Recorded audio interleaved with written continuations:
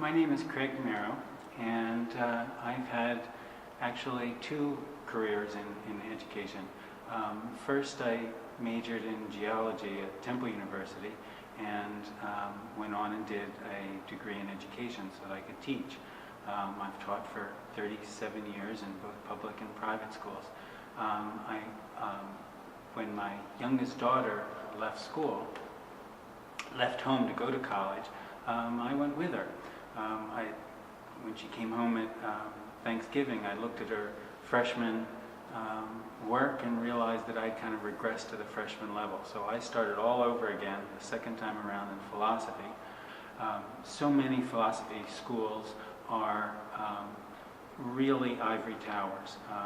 It's just simply an analysis of the text and theoretical consideration of various rather esoteric philosophical questions.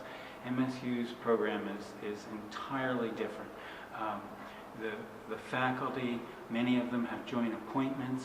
It's a very, very different approach to philosophy. We call it philosophy engaged. I think that the primary reason I chose MSU is because of the uniqueness of the program and also because of the faculty. I have to admit that it would have been impossible for me to relocate to Michigan without the University Distinguished Fellowship that I received. It's embarrassingly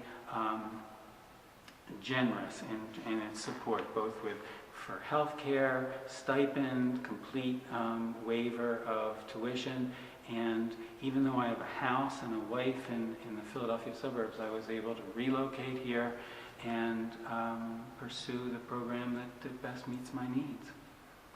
Everyone asks me what I'm going to do with a PhD after I get it. I will be on Medicare a year before I get my PhD.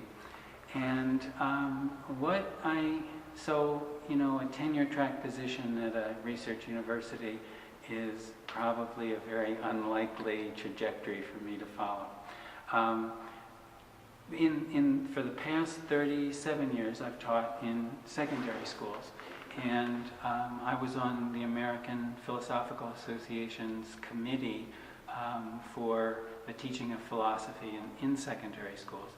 I was on the advisory board for the Squire Foundation, which also is a wonderful foundation that supports the teaching of philosophy in secondary schools. And I think that when I finish the PhD, I will feel comfortable in two communities. The education community, where I've published and worked and taught in a variety of different schools, and also in the philosophical community. And so I hope to be kind of a bridge between those two and to further encourage the teaching of philosophy in secondary schools. In our neighbor to the north, in Ontario, philosophy is a required course in secondary school now, and I would really like to see that for the United States. I think that it's very valuable to help students with critical thinking skills, and I think that there are many of the problems that we face in the world, from global warming to bioethical issues, are fundamentally ethical, philosophical issues as much as they are scientific issues. So I think there will be a place for me even at my advanced age.